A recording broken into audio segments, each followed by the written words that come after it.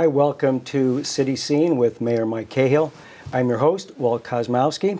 And Mayor, welcome. Hi, Walt. Good to see you. Good to see you. And before we get too far along, you've brought a special guest with you today, and maybe you can introduce Kevin to our viewing audience.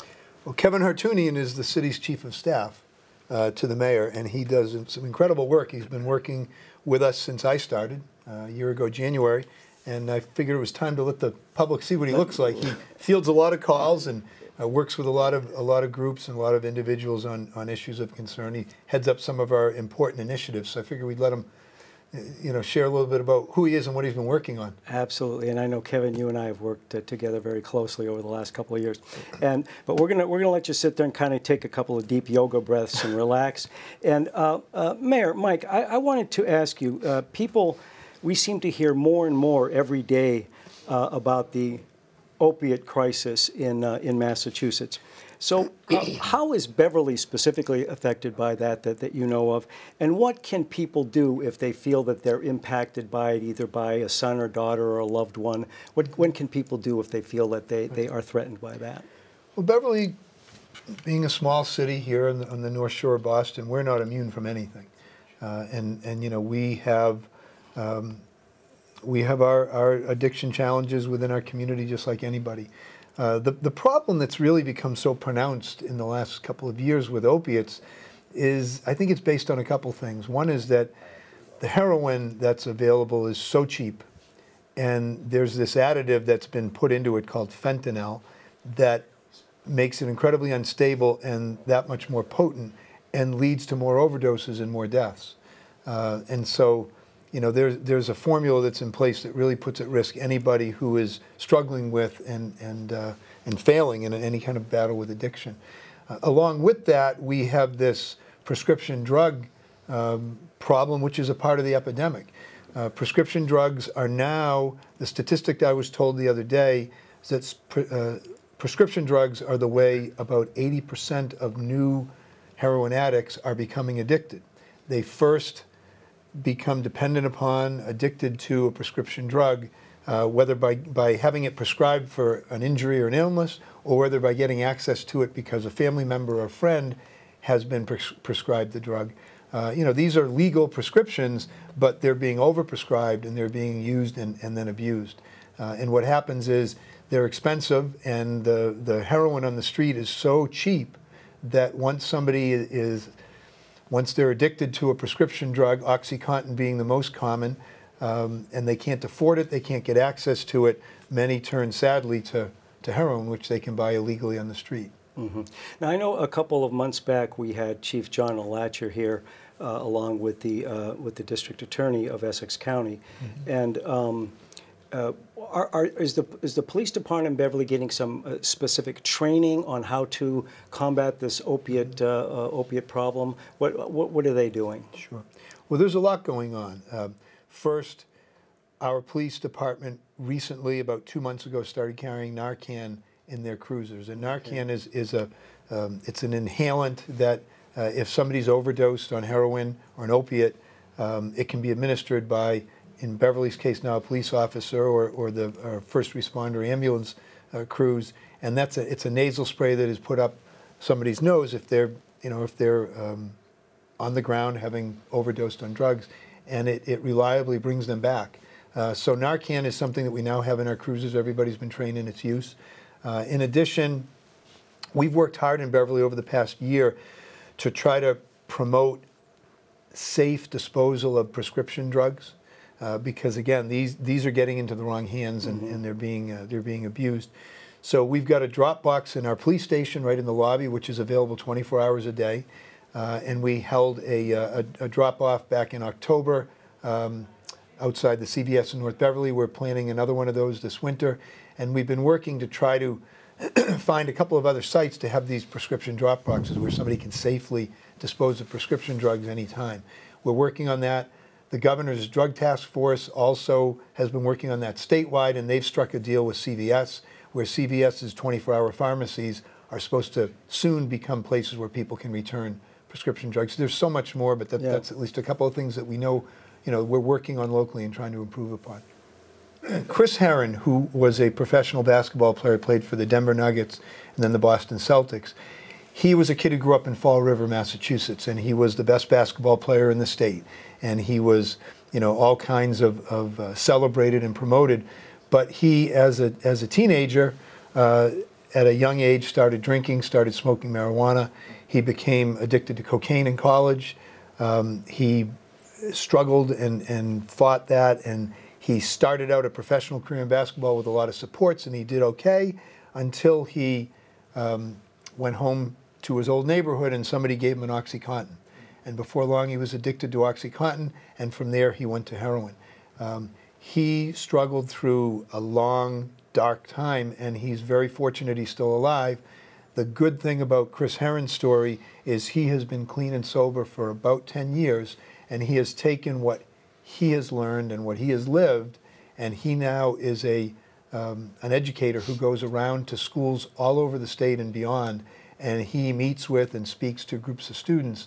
His lessons, his message is a critically important one, and he'll be coming to Beverly December 8th. It's Tuesday, December 8th, and I say this on TV because there will be a community presentation that evening at 7 p.m. here at the high school in the auditorium. He will be speaking to two different groups of students during the course of the day, our 7th, 8th, and 9th graders together, and our 10th, 11th, and 12th graders together. So he'll present 3 times during the course of that day. The public is invited that evening at 7 p.m.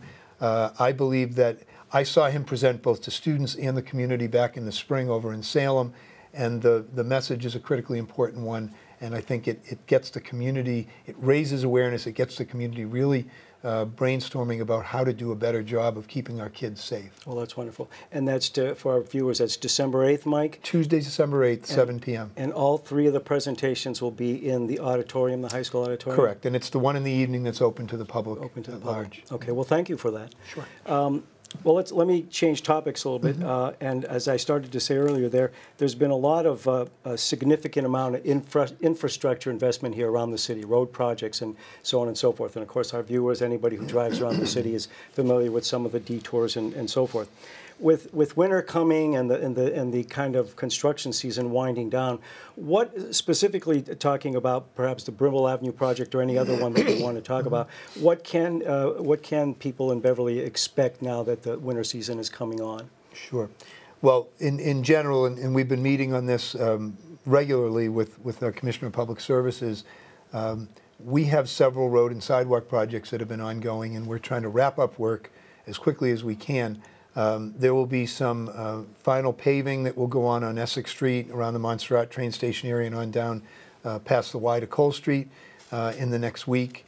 And along with that, we have some painting and striping to do, crosswalks, double yellow lines in the middle of some of these newly paved roadways. We're trying to get all that wrapped up, you know, before the snow. In addition, Kevin and I just came from, and we're still thawing out. We just were out at the Brimble Ave site for about an hour with the contractor, with our MassDOT resident engineers, and with our own DPS folks, trying to get that right.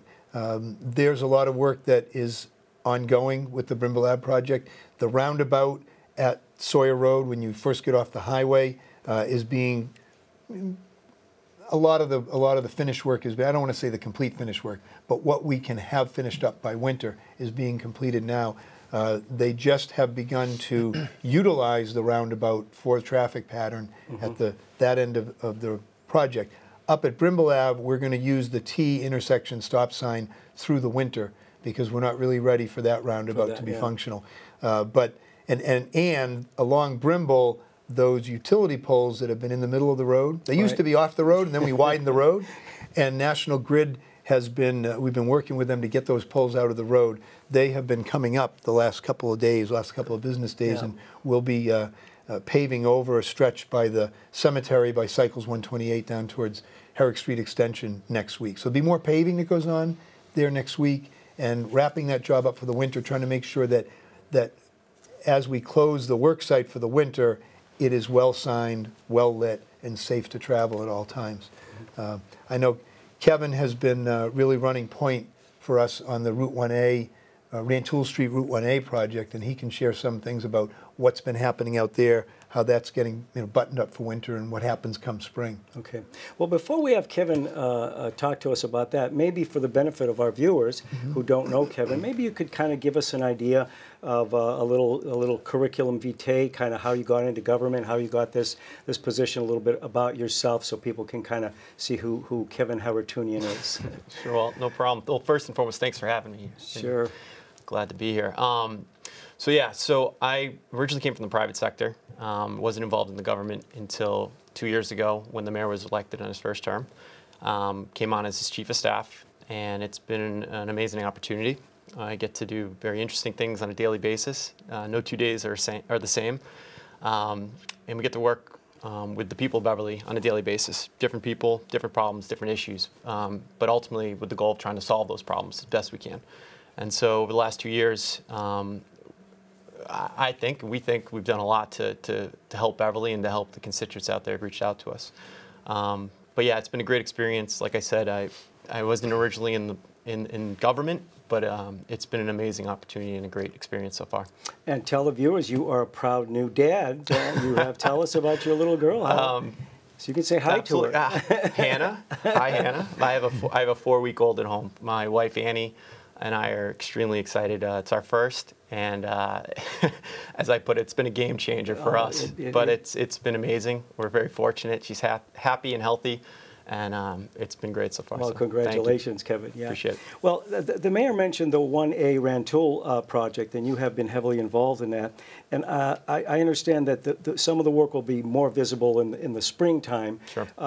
Can you tell us a little bit more about that, and how can residents get a little bit more information on how this thing will be phased out? Absolutely. So one of the first things that we did when mayor was elected and we started up, 1A project was obviously something that was coming up, and we knew we had to get in front of it as quickly as possible. So with the mayor's leadership, we created a 1A committee, and it's made up of elected officials, city employees, representation from the business community as well as the residents.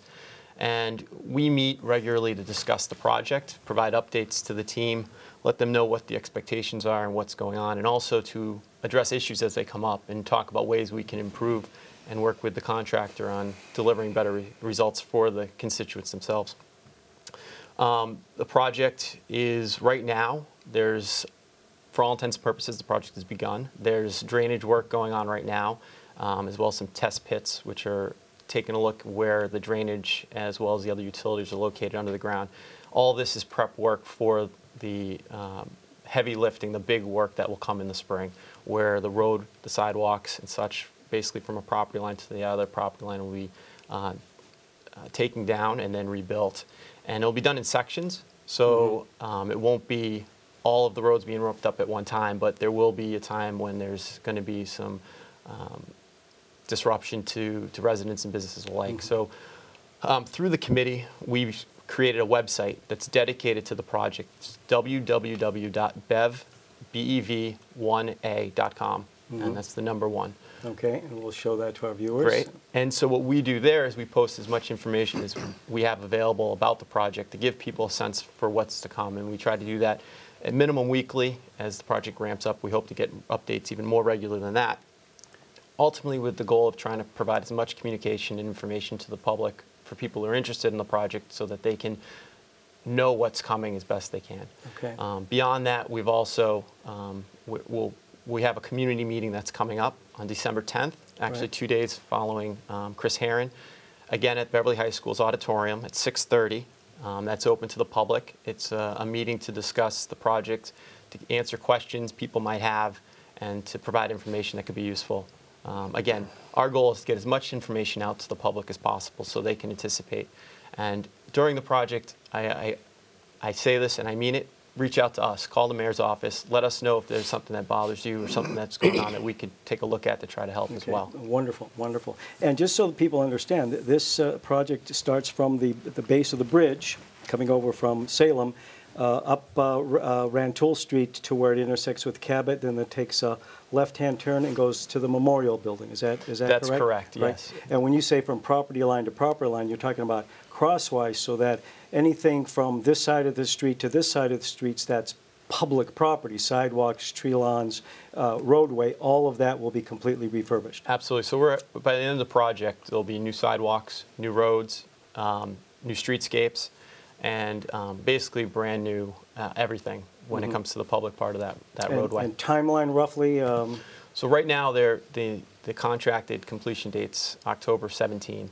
However, you know, it's construction. You never know what to anticipate, and there's the potential it could go a little bit longer than that. But we have a great contractor on board. Mass DOT's the construction manager on the project, and we at the city work closely with all of them to make sure that they're doing their job as efficiently as possible, and we're being as helpful as well. Well, wonderful, Kevin. Thank you for that. Well, Mike, let me turn back to you.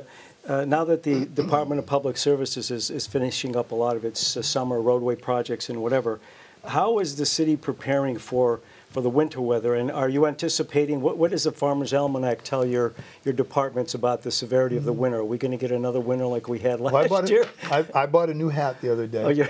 And I'm going to go and buy some wool socks tonight. No, seriously, I just want to say Kevin did a great job with kind of summarizing the 1A project. Kevin is point person on it. He's doing a tremendous job with chairing the committee. And, you know, our goal all along has been, and it will be, and the project's, you know, it's there. You know, the drainage work that's been going on at both ends of the project, kind of working from both ends towards the middle. Excuse me, the National Grid replacing some utility poles up towards the Dairy Queen area. It's real work. It's, you know, the project is ongoing. The digging up of the streets will start first thing in the spring, and we're going to do everything humanly possible. And we know that the contractor is top-notch, Middlesex Corporation, and we've got a great DOT in the field team, you know, working with us. We're going to do everything humanly possible to make sure that people can get to the front doors of the businesses that they patronize, and that residents can get in and out, you know, on a daily basis, and that everybody does well throughout that process. Right. As far as this winter, we have ordered a new sidewalk plow. If you remember, we got 2 of them during the middle of the winter last year. What we found was that several of our pieces of sidewalk equipment broke down all at once. It was kind of like the Patriots' offensive line over the last couple of weeks, and it was tough to find anything to plug in. So we quickly ran out and got a couple of new sidewalk plows, which made a big difference.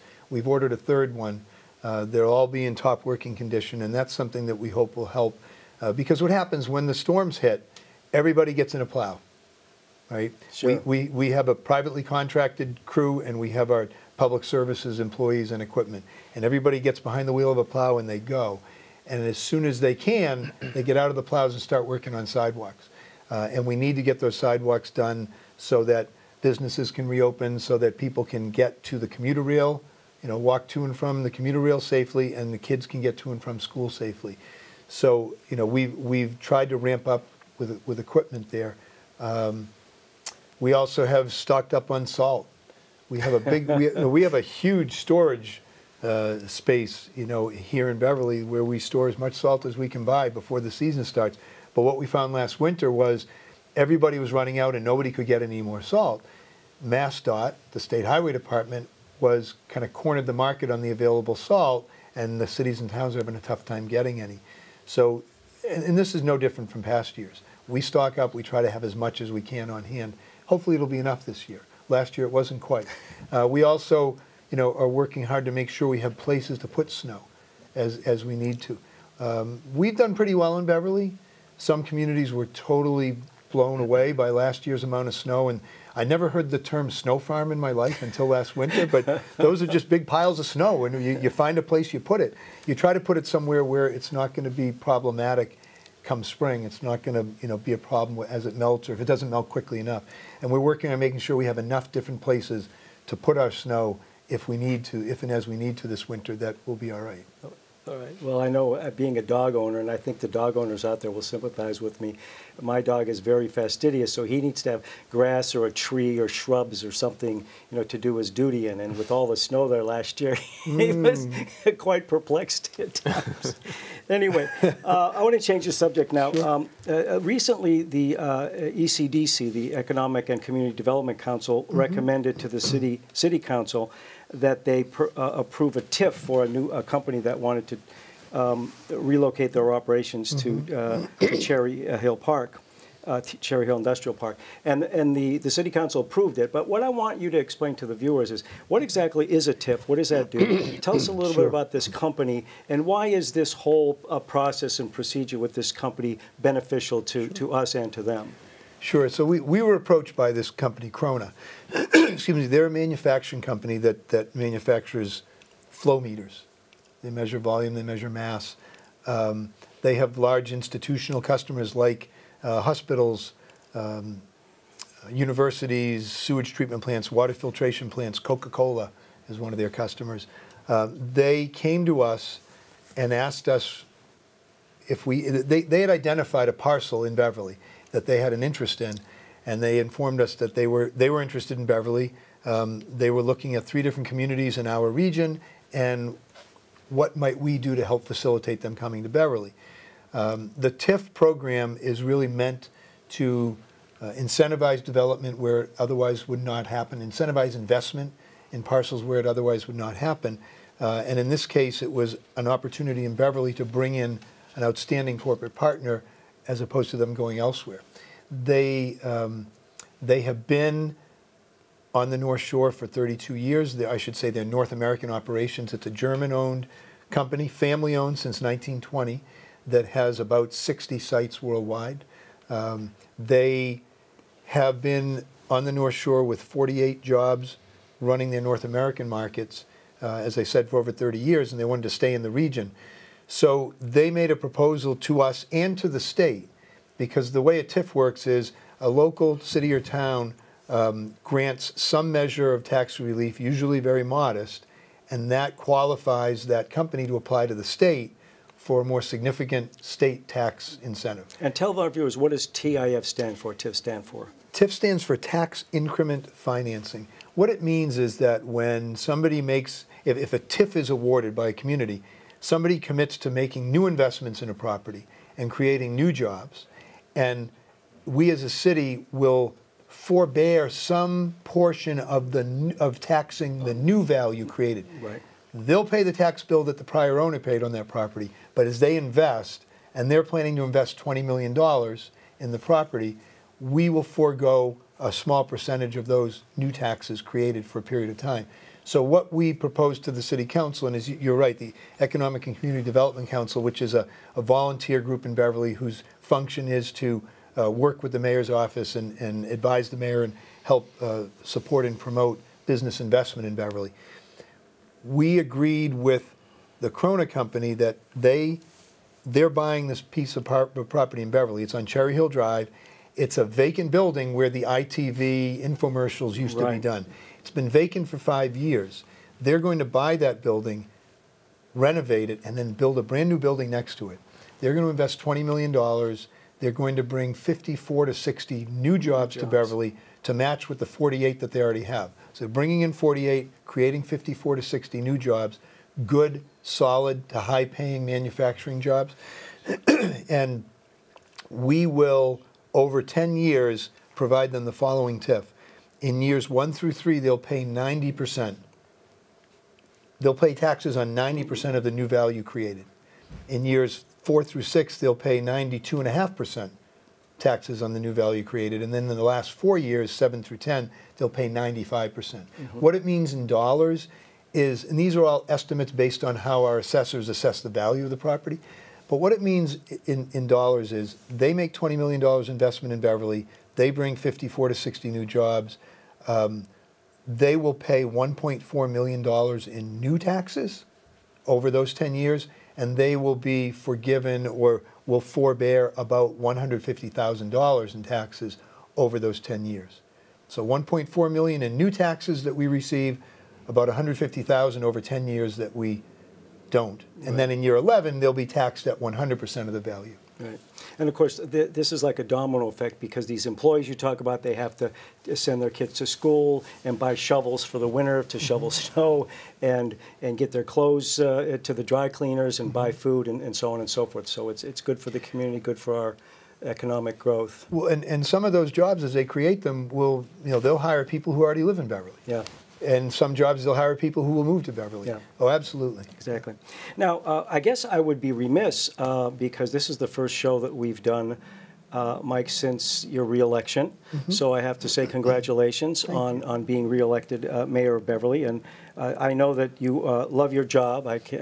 Having worked with you quite a bit over the past 2 years, what would you say are your biggest takeaways from being the mayor of this great city for the last couple of years? Wow. I'd say probably the overriding thing that I don't want to say learned, but has been reinforced for me is just how many talented, committed people there are in Beverly, people who want great things to happen for this community, people who will gladly and without looking for any type of recognition or any type of plaudits will just put their shoulders to the wheel and help this community move forward. It is so heartening. Sure, there's a lot of work to do, and it can be a little bit, at times it can be frantic in that you're working on 100 things at once, but boy, there are always people who want to step up and want to make the right things happen for this community, and they make it so rewarding. And any word on, just very quickly, because we're kind of getting short on time, the middle school project, you want to say, just bring us up to date really quickly on that? Sure, a couple things. We put forward before the City Council last week the state certified our free cash. What that means is when we close the books on a fiscal year, so the last fiscal year that ended June 30th, we have a certain amount of money in reserve. And once it's seen that that money is not obligated, then the state certifies that amount as what they call free cash. So we had $6.2 million certified in free cash. We've proposed to the City Council that they put $1.5 million of that into our rainy day fund, which will grow the rainy day fund to almost $7 million. With at least a couple of more years where we'll be able to hopefully put more into that rainy day fund before we'd ever have to tap any of it to help build the middle school. That's a plus. The middle school, the design, the budget was approved by our City Council, was approved by the state school building authority, and we are now moving very aggressively forward to take the memorial building down. Yeah. Come January 4th, Monday, January 4th, abatement will start on asbestos in the building and other lead paint, and then as soon as the abatement work is done, the demolition will happen. In the early spring, we'll start to work on the substructure, the pile drivings to support the building, and then by summer into fall, we'll be pouring foundation.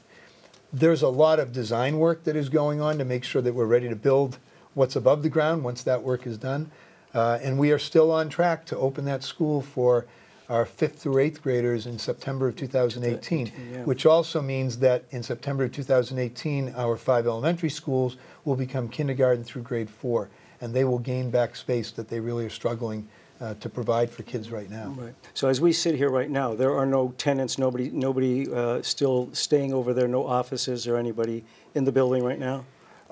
We are moving we've had municipal offices and school department offices and tenants in there for years. Yeah. Everyone is out now with the exception of the Municipal inspections. Municipal Inspections Department. Yeah. And we'll be moving them on. I think some of the police, there's some police offices in there as well. They're all moving out during the month of December. Okay. Because we're sitting here, just so everybody knows, this is 2 days before Thanksgiving. Today's the 23rd, is it 23rd or 24th? 24th. 24th, okay. Thus my tie. That's your tie. I was at the big Rotary luncheon today, That's the right. Salem Beverly Rotary luncheon. We both were, yeah. Where we wished all the kids involved with both schools all the best in the game on Thursday. Yeah, well, with that note, I think our time is up, and Mayor Mike Cahill, thank you very much for sharing these ideas and thoughts. And a happy with Thanksgiving to everybody. Well, thank you very much for that. And Kevin Haratunian, you did a great job, Kevin. Thanks, Walt. Appreciate Thank you for joining us here. And I'd like to remind our viewers that you have been watching City Scene with Mayor Mike Cahill. I'm your host, Walt Kosmowski, and we'll see you next time.